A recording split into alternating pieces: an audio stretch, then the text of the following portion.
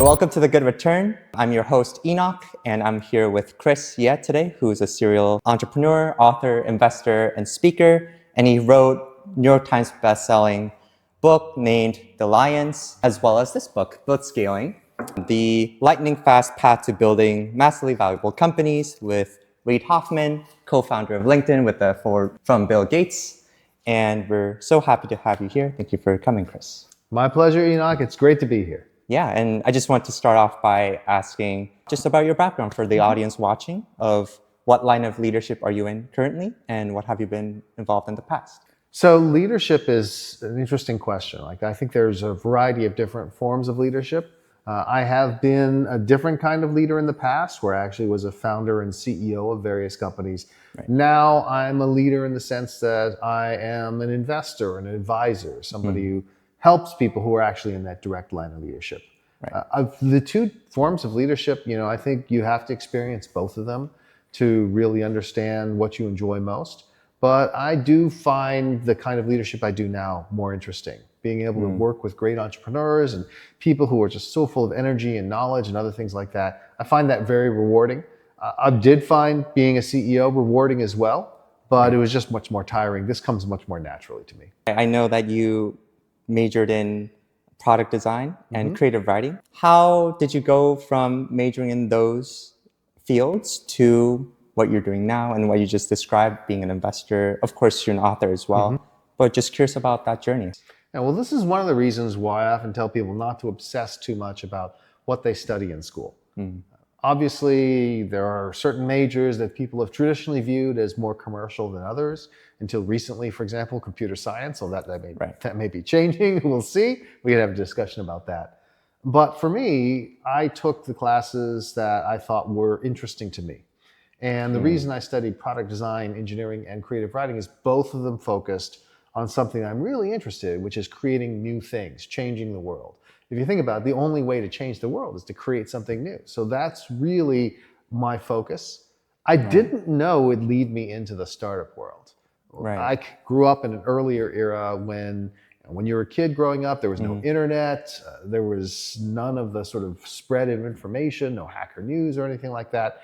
And so I didn't really know anything about business. The business section was that part that I would skip past on my way to the sports section when I read physical newspapers, which we used to have in those days. But what ended up happening is I happened to just graduate at exactly the right time. I got there to Stanford as a freshman, and I was given an email address right away. And so I began to see the power of the internet, first through email and the online systems we had at the school. And then by the time I was graduating from Stanford, the first inklings of the web had come up. We hadn't yet really seen, Netscape and that sort of thing come out yet, but there were predecessors like Gopher and Waze that allowed people to go online and see content from all over the world. And so I saw that happening and said, I want to be a part of it. And so I ended up jumping straight into the startup world. And I've been there ever since. It's been 30 years. Speaking on behalf of maybe students who are in college or maybe even in high school, or maybe a corporate worker who is doing a 9-to-5 job but wants to go more into entrepreneurship, what are some of the tangible steps that they could take? I want to get your thoughts on that. Absolutely. So I think one of the things that often goes wrong is people take an all or nothing approach to life. So they will say, I am going to wait until I have the perfect idea, and then I'm going to quit my job and start a company. That's putting a lot of pressure on yourself. And by the way, this is actually something I learned from the things I studied before. Because you can imagine, if you study creative writing, English literature, read all the works of Shakespeare, all these great writers over the years, and then you sit down to write yourself. Well, geez, that's really hard. As one of my instructors used to put it, it's really difficult to sit down to commit an act of literature. And so a lot of writing is getting past those barriers where you're like, do I have a good enough idea? Am I good enough? Can I do this? And just end up focusing on the work, which is, hey, I have something to say, let me say it.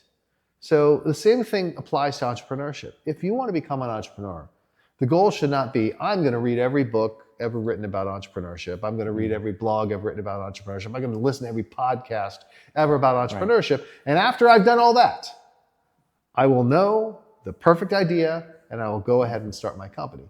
Instead, of course, you should do those things. It's great to get that kind of information and background, but that information is not going to be useful if it's just happening in a vacuum.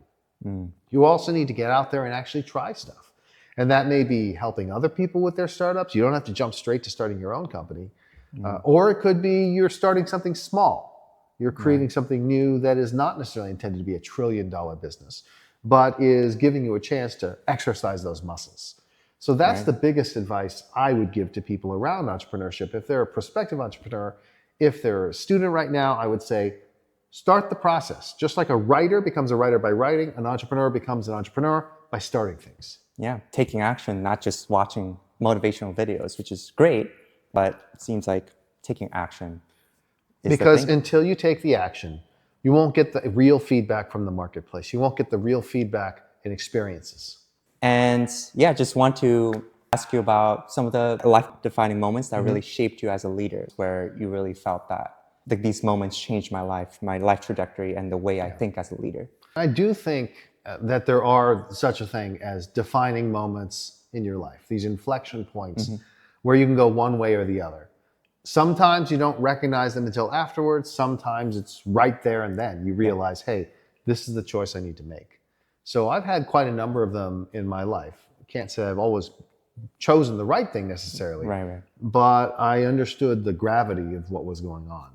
So I'll go through a couple of them. So an obvious one was when I graduated from Stanford, the traditional thing for me to do would have been to work for IDEO, which is the very famous design company. My advisor, David Kelly, is the founder of that company, was the CEO of the company at the time. And so it would have been a very simple thing to do. But I ended up instead traveling all the way to the country to work at D.E. Shaw, to work on startup activities. And that's a big deal, right? It's like, hey, leaving the familiar environments of Silicon Valley, near Stanford, working with my advisor, to trying something completely new. But I did it because I thought, I think this internet thing is going to be big and I want to be a part of it. And that one decision fundamentally altered the course of my life from one path to a very different path. Or later on, for example, when I was in my career as an entrepreneur, one of the things that happened was I had to decide what to do about a company that I was helping launch called Ustream. I had launched it, I had become the first investor and helped get it off the ground. And there came a time where there was something very important. We needed to be able to hire away this engineering team from another company, but they would only come on board if the company raised $250,000. And so I said, okay, I think that this is the moment. This is one of those decisive moments. And so I said, all right, I told the founders, I'm going to quit my job and I'm going to raise $250,000 by Monday so that we can go ahead and do this. And so I did that. And that was a big leap of faith because this is very early on. We hadn't even launched the product yet. I was raising money from all these people I'd never raised money from before. Like I called up all my friends. I'd never asked them for money. I said, this time I think you should do it.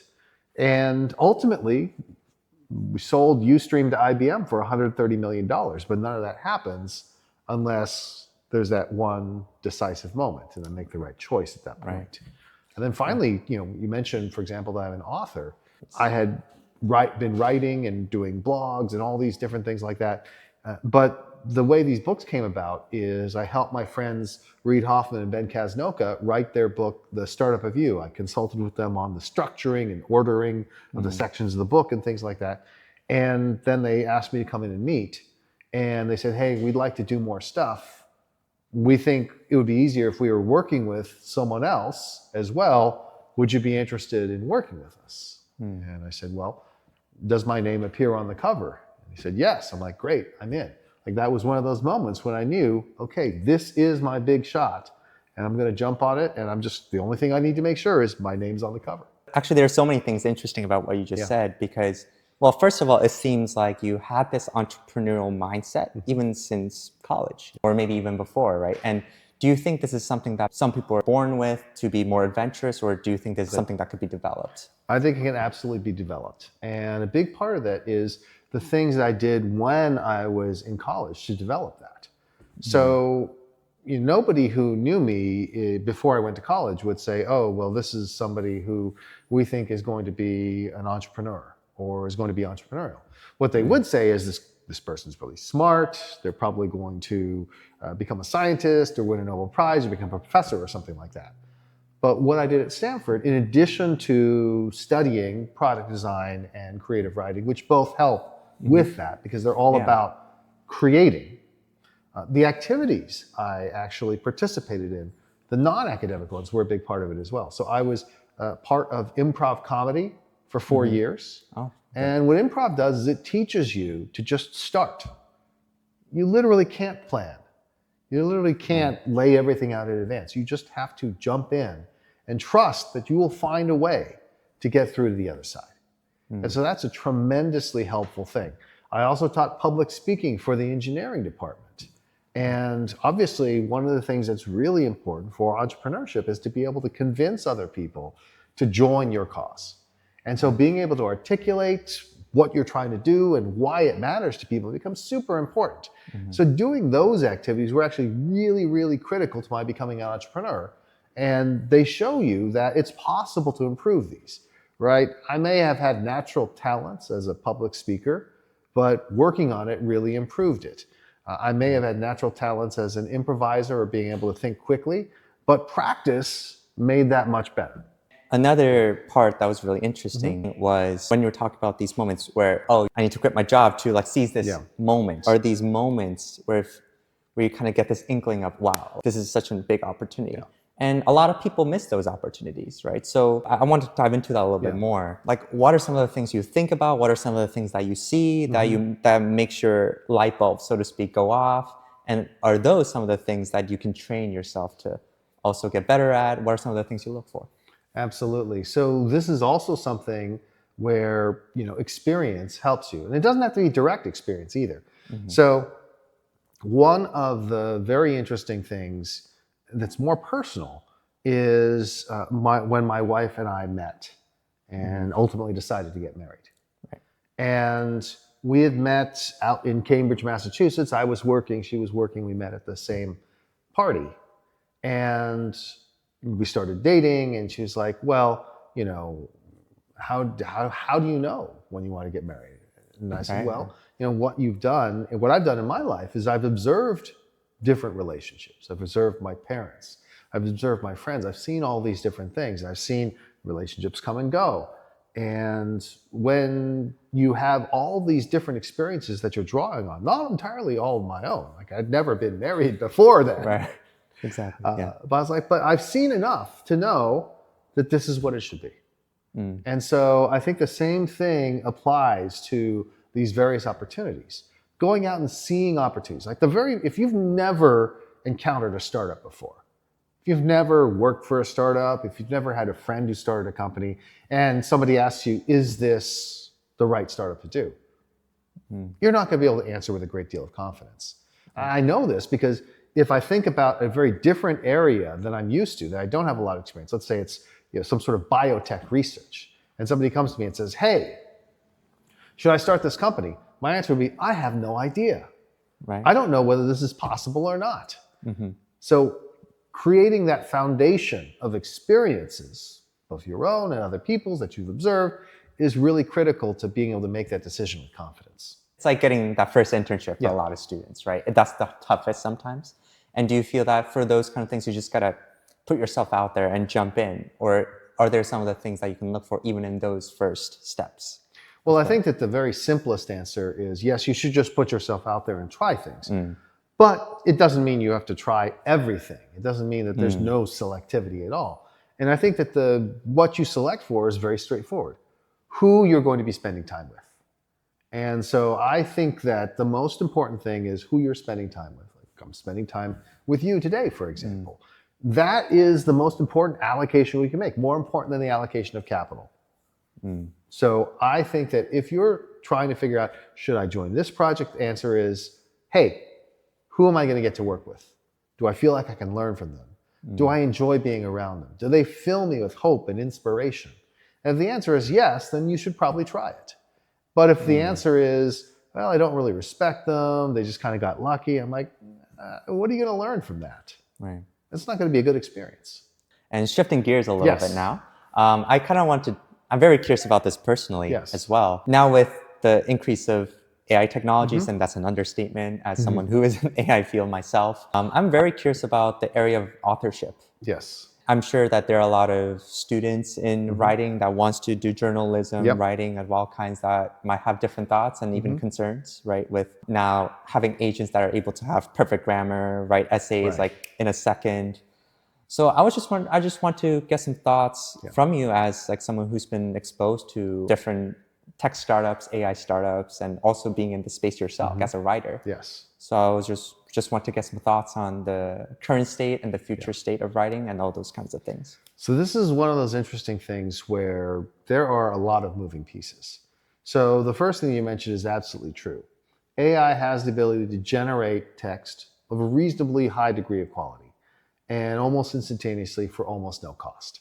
And so of course that is going to change things. Right. And if you start thinking about, for example, when I was growing up in the 1980s, we sort of had newspapers. And in the newspaper, they would have a story that a reporter would file after a game describing what happened in a basketball game. Okay, do we really need human reporters to do that anymore? Especially if it's just the very straightforward what happened during the game. I don't know. Maybe not. On the other hand, a great investigative journalist piecing together a story and writing a hard-hitting, potentially inspiring or moving kind of piece, that's harder for AI to do. And so it really sort of comes down to what is it that you're trying to do? Is it the kind of thing where quality doesn't matter that much? If that's the case, whatever AI produces is probably good enough as long as you fact check it. If on the other hand, it's intended to be premium content, something that really reaches the higher registers of inspiration and exactitude, then I feel like there's still a reason for human beings to be involved and to write. Now, I absolutely leverage AI to help me with all the things that go around writing, researching and finding stories and finding information. But then at the end of the day, my hand is the last thing that touches the text. It's not that I write a rough draft and I tell AI, fix this and make it better. I have AI help generate things and information, and then I fix it and make it better. So I think there's a big part of that as well. Now, the real tough part, it's not a danger, but sort of like an issue, and I don't know how it's going to be resolved, is that I'm able to do what I can do because of the massive amount of practice that I've had. Right? I grew up in an era where that was our homework. You had to write things, and I wrote for blogs, which used to be a thing, and I wrote books, and I wrote all these different things, and all that practice made me very good at what I do, gave me the ability to reach a higher degree of quality than AI can reach. In the future, will people put in that amount of time? Like I was talking with an 18-year-old today. He was recently in high school, and he talked about how all the students just use AI to cheat, write all the papers for them.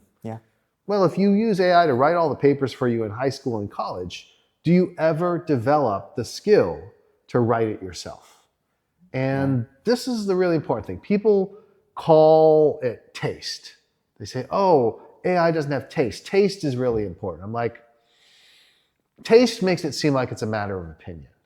The question is not taste, because you could say it's all a matter of taste. Opinions can differ. The question is, can you tell what is good or great from what is bad or horrible or just mediocre? And that's not taste. It's not purely subjective. There are objective ways to see that something is of higher quality. Can you do that? Can you properly evaluate and, if necessary, actually do it yourself? And so that's the big challenge that we face. How will people get there? Now, I happen to be optimistic because I think what people will do, the ones who really care, who want to go beyond just mediocre, will ask AI, teach me how to be a better writer.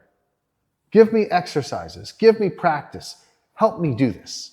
And I think that they will develop that in a way that will be beyond what AI can do, at least right now, and where, again, they may have been able to get to it faster than I would with my old-fashioned way of just doing things. Speaking of objectivity and subjectivity and ethics, right? This is like such a relevant topic, especially in the age of AI, right? Because who gets to make decisions? That's what is considered good and great? And on a related note, are there certain philosophies and ethics that really drive the things that you do? Do you believe in God? Are there certain philosophies that kind of drive you? And how did you get those philosophies? Absolutely. So I think that there is philosophy, there's also faith, and they all interact in interesting ways. When it comes to philosophy, I've always been drawn to the utilitarians, the pragmatists, the people who say, hey, what works and what doesn't? To me, it's not as exciting to be right or wrong. I just want the best possible outcomes. And so, of course, that's people like John Stuart Mill and Jeremy Bentham who said things like, what is the greatest good for the greatest number? How do we measure utility? That, I think, is very important. Or perhaps, like I said, the pragmatists, what works and what doesn't. But on the other hand, you also have to ask the question, what's your motivation behind all this? And that's where faith comes in. Now, I would describe I have an interesting sort of faith practice because I was raised as a Christian. My mother had me baptized, and so I read the Bible when I was growing up. I didn't attend church super regularly, but did go from time to time. And even today, I still find myself speaking to God or the deity or however you want to term it with a personal relationship. I don't necessarily hear back directly, but I know that that's not necessarily the thing I should expect. But on the other hand, there's also this notion of Pascal's wager. You've probably heard of Pascal's wager, of course. Pascal said, famously, the French mathematician, has said, hey, you might as well believe in God, because if you believe in God and that helps you get into heaven, then it's all upside. If you believe in God and it turns out you were wrong, what did it matter? You're dead anyways. And so that's Pascal's wager. I believe in the reverse Pascal's wager, which is if I have faith, then there's a certain way I want to act. But I'm also going to act in a way that is aligned with the notion, what if I'm wrong? What if there is no God? Have I lived my life in a way that I would be happy if there wasn't a God as well? Obviously, you have to live your life in a way that's going to make you happy that you lived it, assuming your beliefs are correct. But assuming my beliefs are not correct, will I still be happy with what I did? And so the reverse Pascal's wager basically says, well, you should act in a way that you are behaving in the world, to make it a better place. Because if you are right and there's a benevolent God, you will be rewarded. And if you're wrong and there is no benevolent God, you'll still have made the world a better place. You'll have left a positive legacy. And so that's the thing that really sort of powers my notion of leaving the world a better place. On the one hand, there's the notion of, yes, you should do this for your faith. And on the other hand is, if, God forbid, my faith is completely wrong, at least I want to leave a positive legacy. And do you feel that also shapes how you view AI and how you view, just any decision really? That's an interesting one. So the funny thing about AI, of course, is that many people have made AI into a religion. They made it into a religion in a way that I think is absolutely crazy. Would you mind elaborating? That's so interesting. There are many people in the field of AI who believe that they are trying to create AGI so that they can essentially create and control God. And I'm like, if you were able to create God, why would you ever be able to control him or her, depending on whatever your belief systems are? It is fundamentally wrong to believe that you can both create something that is all-powerful and also control it.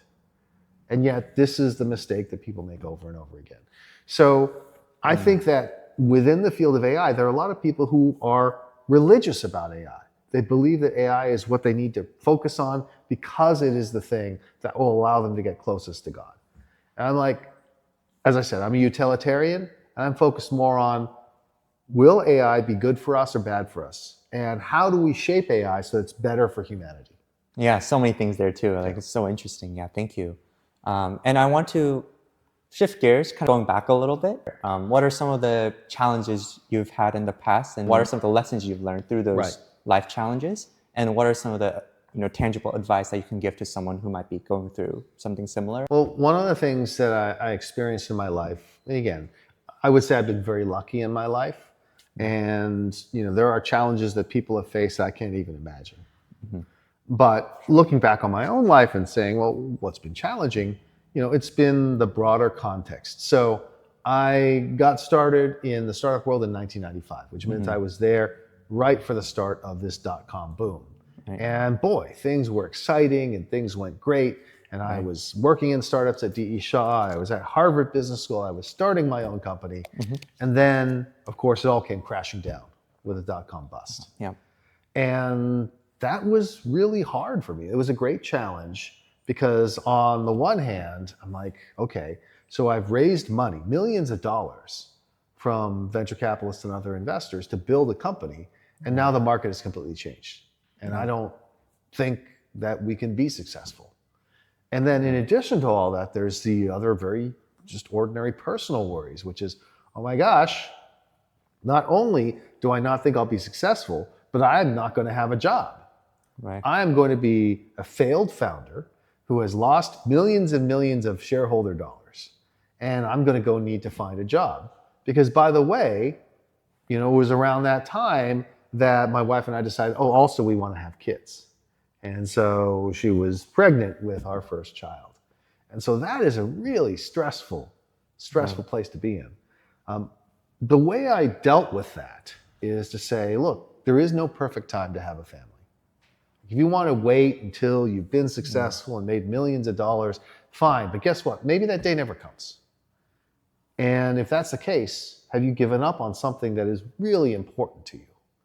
And so regardless of the situation, we're going to go ahead and we're going to have a family. And then we're going to figure out how to make it work. And so what I had to do is to figure out, what am I going to do next? And I explored different things, the possibility of creating a new company. Should I think about working for a larger company? Because certainly I had friends who were working for some of these companies that could have potentially caught on with them. And eventually what ended up happening is one of my very first angel investors, who had been one of the biggest investors in my original startup that failed, came to me and said, hey, will you help me start another company? And so that's what I ended up doing, because he and his friends had been very successful, had already taken a company public before, and they were able to raise the money and they were able to pay me, but I was also able to be a part of the founding team. And it was working with somebody who I really knew and respected. So it ended up working out okay for me. But I had to have faith that I could take my time and figure it out. And part of this is helped by the fact that I had supportive parents. So again, if I knew that if, God forbid, something bad were to happen, they could help me. It's not like they could pay all my bills, but we could move back in with them. We could do all these different things. That's the kind of safety net that makes it easier to take chances. And I think there's a very interesting theme there, which is the importance of the people around you. Yes. Of course, your parents and your friends, it seems like, played a very big role on you. And this is something I just hear from, honestly, all the leaders I get to talk to.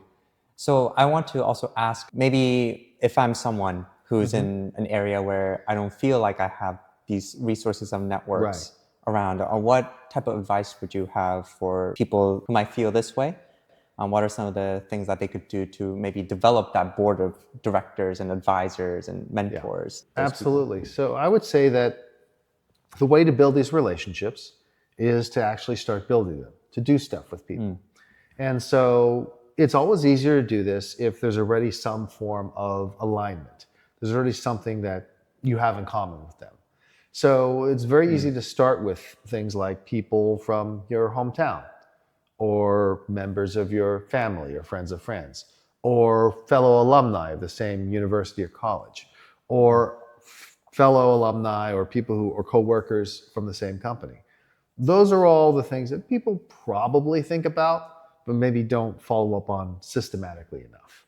Because these are all the kinds of people that will probably be willing to talk with you and where you can help build those relationships. But then the other thing I would say is, what you want to do is not just find people where you have that thing in common, but where you have a kindred spirit, where you want to do similar things. And so this is where the activity comes into play. One of the things that was really critical for me was, both when I was in school at Stanford and Harvard Business School, and then afterwards, is working with organizations and professional associations, especially to organize events and to bring people together. So if you want to build relationships, creating the events where people come together is one of the best ways for you to do that. It requires work, but it helps you build a relationship with all the people that you're bringing together.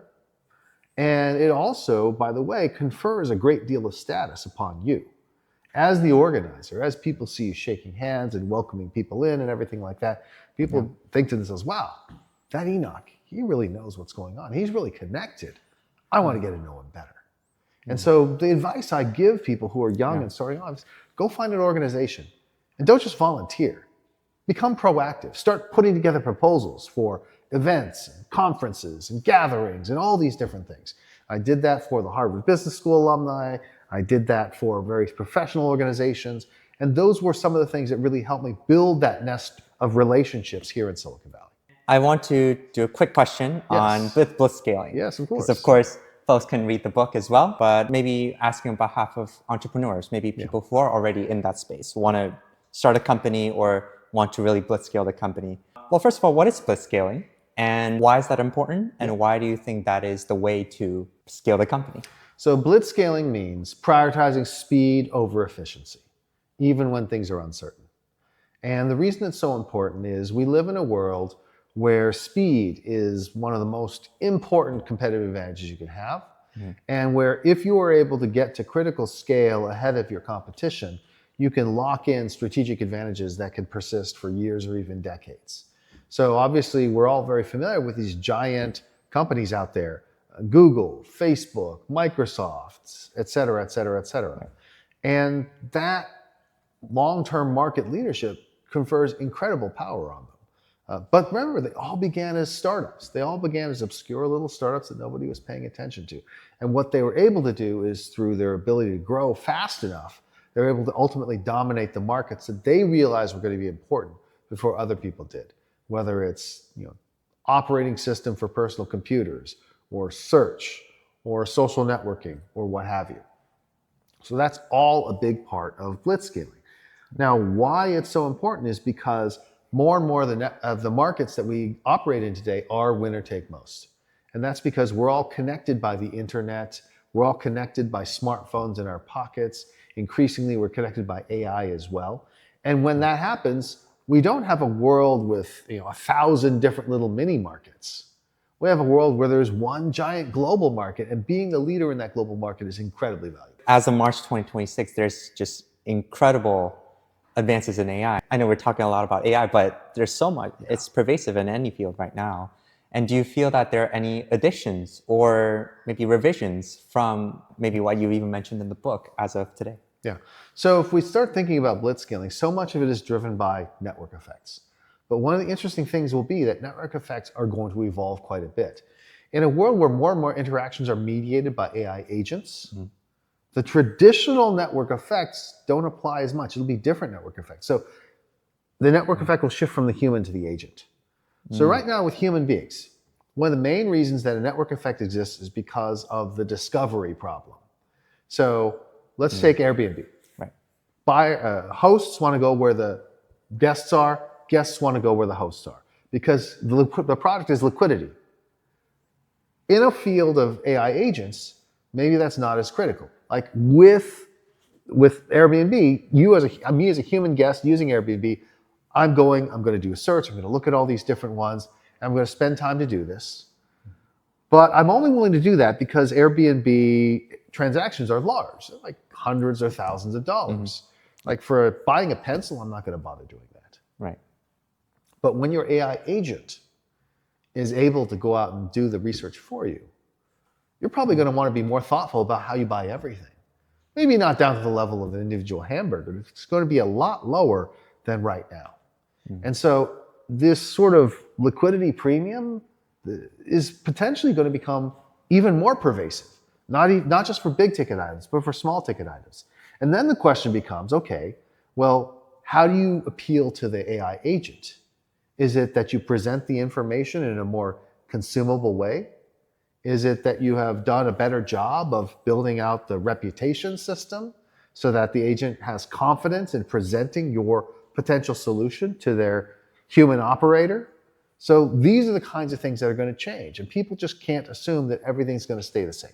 And final two questions from me. Yes. I want to close off more on the purpose and the motivation, those Yes. kinds of things, because that's so important. What advice do you have for people who might be really seeking purpose and motivation, and especially in the Valley, you see a lot of people just like tunnel visioned into doing just the next thing, but not really thinking about as much about why they do things.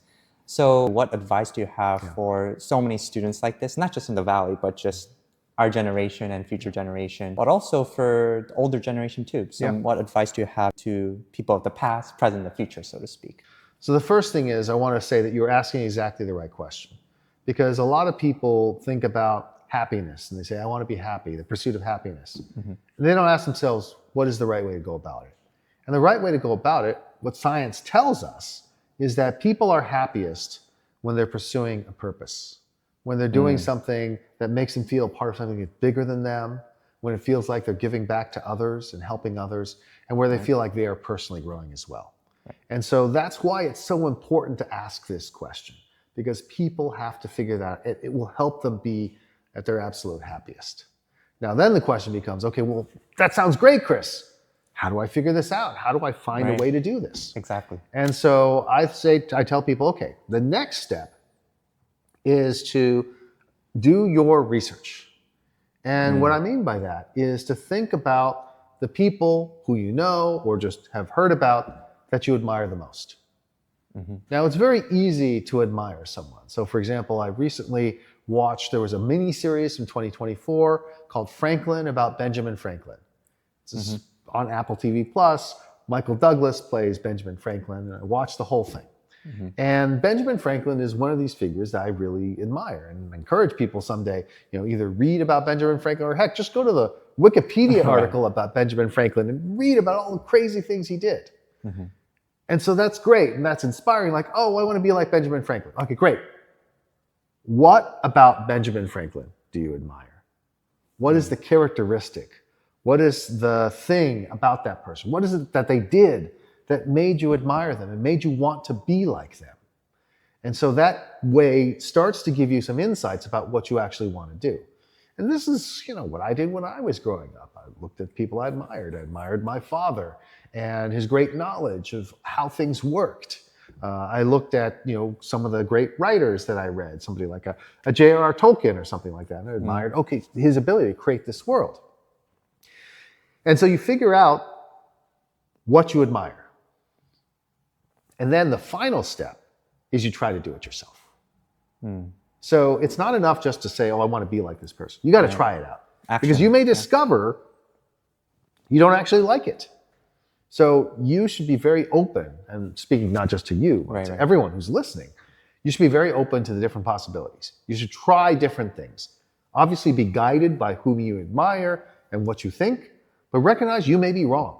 And it's only through that practical experience that you'll be able to figure out what you actually want to do. It's a closing question, and our platform is called The Good Return. So I just want to leave you with this question. What does it look like for you to leave a good return to the world? And why do you envision other people to share in that mission? So I am known for my mission statement. It's in the book, The Start Review. And that is to help interesting people do interesting things. And that's my way of making the world better. I think that curiosity, I think that bringing new things into the world, those are the things that matter to me. That's the legacy I want to leave. Now, I had an interesting experience in this regard. About a little over a year ago, I had my 50th birthday party. And for my 50th birthday party, what I did is I actually used a service called Tribute, it's at tribute.co, to gather videos from people. And I just asked them, tell me about what impact I had on your life. Tell me about, what I've meant to you. And I got all these videos in, and they put it into this giant video, and they gave me a highlights package and everything. And the important thing is not just that I have something cool to listen to and watch when I'm in a rest home someday and want to feel good about myself, but because of the consistency of what they said. Because what people said is, what's really had an impact is your generosity. What's really had an impact is your kindness. What's really had an impact is the fact that you spent time with me and helped me make my life better. And those are the things that really make me feel good. So what's the legacy? What's the good return I want to leave behind? I want to leave behind human beings whose lives have been made better because either of how they interacted with me or how they interacted with my works in the world. And if there are real people who feel like their lives are better as a result, that's the return I want to see. Thank you, Chris. Yeah, My thank you for your pleasure. time. Thank you. If you are interested in following more about me, you can just go to chrisyeh.com, and you spell that CHRISYEH.com.